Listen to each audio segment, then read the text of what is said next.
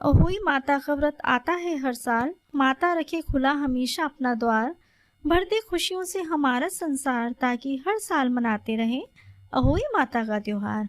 आप सभी को अहोई अष्टमी की बहुत बहुत शुभकामनाएं। अभी मेरी माताओं ने 1 तारीख को करवा चौथ का व्रत धूमधाम से मनाया होगा। करवा चौथ के ठीक 4 दिन बाद अहोई अष्टमी का व्रत आता है। ये भी करवा चौथ की तरह ही कठोर व्रत होता है, क्योंकि इसमें निर्जला व्रत रखा जाता है।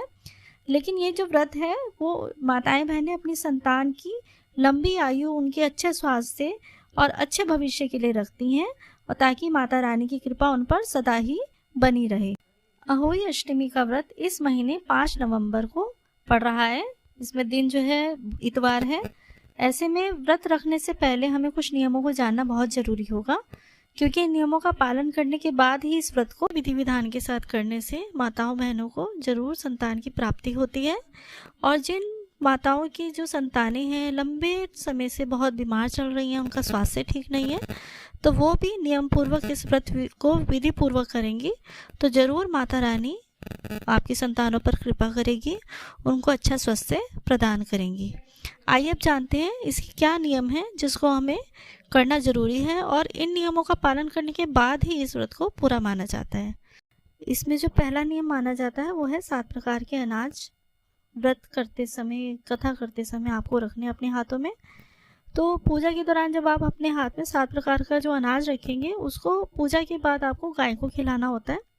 और साथ के साथ ही अगर आप अनाज का दान गरीबों को भी करेंगे तो इससे आपकी मनोकामना जरूर पूरी होगी।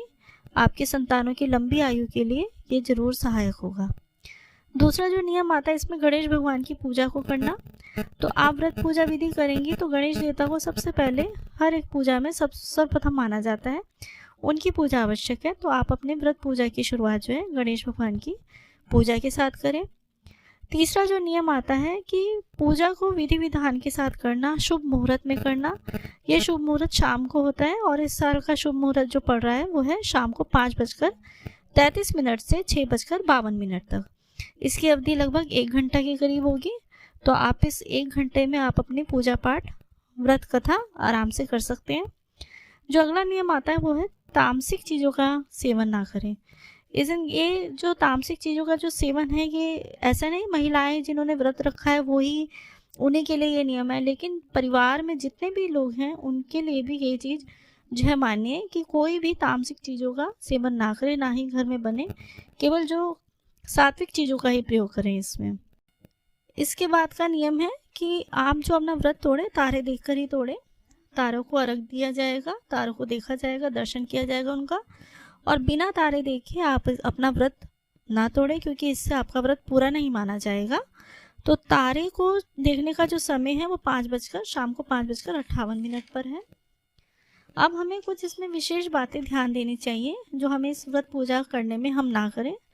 सबसे पहले जो हमें बात जो ध्यान रखनी है, इस अहोई व्रत में आज के दिन मतलब नीले या काले कपड़े बिल्कुल ना पहने, क्योंकि व्रत पूजा में ऐसे रंग के कपड़ों को पहनना शुभ नहीं माना जाता। दूसरी बात जो आपको बहुत ध्यान देनी है, इसमें बहुत ध्यान रखनी है ये बात कि कोई भी मिट्टी से जुड़ा हुआ कोई काम नहीं करना आपको। यदि आप बागवानी वगैरह करती हैं, रेगुलर करती हैं, तो उसको बागवानी भी उस दिन आप त्याग दें। और भूल कर भी खुरपी का इस्तेमाल तो बिल्कुल करना ही नहीं है आपको।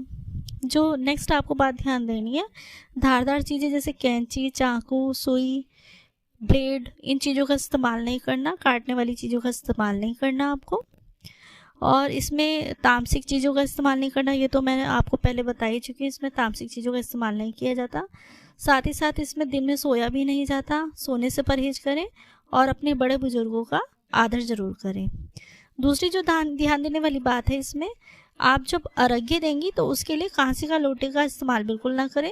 इसके लिए पीतल के लोटे का इस्तेमाल कर सकती हैं आप, लेकिन कांसे के लोटे का इस्तेमाल आपको बिल्कुल नहीं करना है। अब हम जानते हैं अहोई माला के बारे में, जिसे स्याऊ माला भी कहा जाता है। ये चांदी की बनी होती है और जिसके बीच में एक लॉकेट होता है। अब इसको जो है मोली से बनाया जाता है। अब हर साल इसमें जो है 2 दाने डाले जाते हैं। अब ये 2 चांदी के दाने होते हैं ये, और ये जो चांदी के दाने हैं ये अपनी संतान की लंबी आयु के प्रतीक माने जाते हैं। और जो स्याहू माता माला का जो लॉकेट है वो स्याहू माता का प्रतीक माना जाता है। इसको जो है माताएं बहनें इस दिन पूजा को पूरे विधि विधान से करने के बाद लॉकेट की पूजा करती हैं, माला की पूजा करती हैं और उसके बाद चांदी के 2 दाने डाल के संतान को जो है तिलक करती हैं और फिर इसको पहनती हैं दिवाली तक। अब इसकी जो है पूजा कैसे करें इसको, तो अहोई अष्टमी के दिन आप जब व्रत करेंगी तो उसमें उसके बाद करवे में जल भरेंगी। जल भरकर उसको जो है अहोई माता की कथा सुनने के बाद लॉकेट की पूजा करेंगी और फिर संतान को पास बिठाकर माला बनाएंगी। अब ये माला बनाते हुए हमें ये ध्यान देना है कि किसी भी तरीके की सुई या पिन का इस्तेमाल ना करें, संतान का तिलक करें और माला धारण करें। इस जानकारी के साथ ही मैं इस वीडियो को विराम देती हूँ। स्याहू माता आप सबकी संतानों की लंबी उम्र करे और उनको अच्छा स्वास्थ्य प्रदान करे। जय माता दी।